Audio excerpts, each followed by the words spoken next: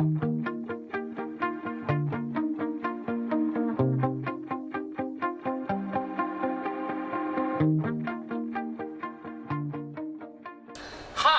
I'm Mr. Hill. Welcome to the continuation of Law of Exponents. Today we're going to be doing the Quotient of Powers. So, before we get started, my motto of the day is, once again, if in doubt, expand it out.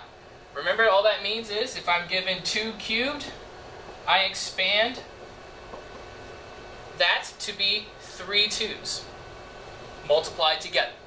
So let's get started. Quotient of Powers. Remember that a quotient means division. It's an answer to a division problem. So naturally we're going to have some sort of division, which in this case is represented by a fraction. So our formula says a to the m power divided by a to the nth power is going to give me a to the m minus n power. So that's right. Remember, quotient is division. Remember that the product of powers was multiplication. We added those exponents. This is just the opposite. Dividing, we subtract our exponents. And that's exactly what our definition here says. To divide, same bases with the exponents, so a and a are the same. Keep the base and subtract those exponents. Keep the base, subtract those exponents. Now, we have an example here. It says 4 to the 4th power divided by 4 to the squared, or 4 squared. So if we're going to follow our formula, let's follow that formula. It says keep the base, so my base here is 4, subtract the exponents. The exponents are 4 and 2, so it's 4 minus 2. We can calculate 4 minus 2, and that's going to become 2. So overall, we're going to get 4 squared, and we're going to leave it in exponential form, and we're not going to actually calculate 4 squared, even though we can. Okay? This is the formula way. Remember, I don't take formulas and just say, hey, they're facts. I need to know why. That's what's going to come up next. What is actually happening?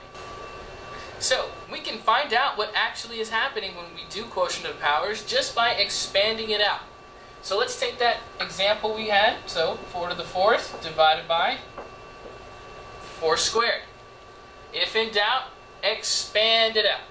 So let's expand out both 4 to the 4th and 4 squared.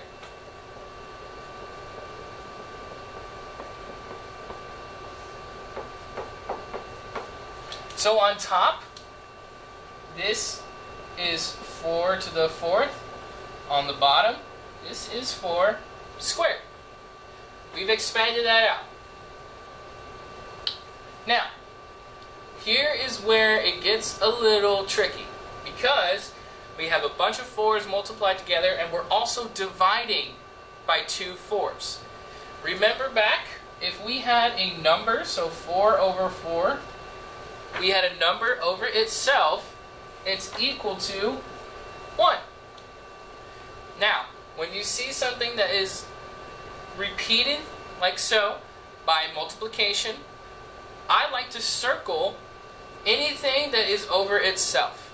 So in this case, I'm looking over this problem to find 4 over 4. And I see 1 right here, and I see 1 right there.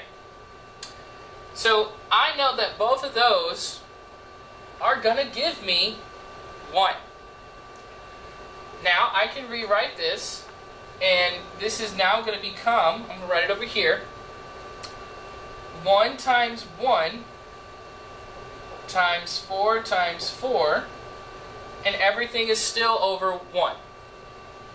Now if that's confusing, we can also write it this way. Just 4 times 4. Now, remember that an exponent tells us to multiply the base by a certain number of times, and that number of times will be the exponent. Here, we're multiplying 4 twice, so we're going to get 4 squared. So either you do it by the formula, or you do it this way, cancel out what you can, make things go to 1 by having it over itself and finding out how many you have left over, and that's going to give you your results. Let's work out a problem with variables now.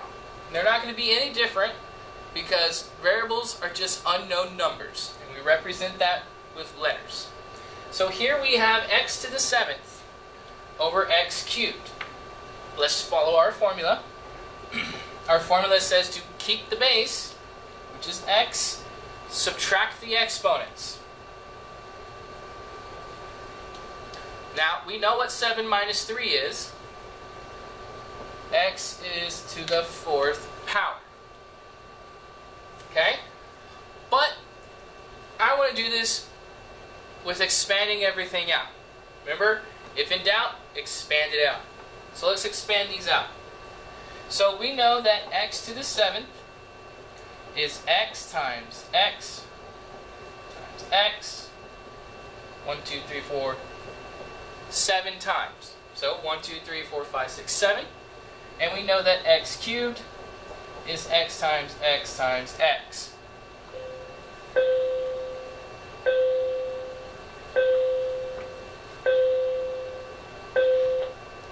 Now let's put these into the problem like we see up here, but in the expanded out form. So x to the 7th over x cubed is going to give us x times x times x times x times x times x, and that's 6. So I need one more. 1, 2, 3, 4, 5, 6, 7. All over x times x times x. Now recall back when we were dividing numbers by itself, that anytime we see that, it's going to equal 1.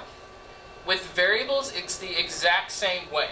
If I see an x divided by x, that's going to equal 1. So now we locate all the x over x's so we can say they go to 1.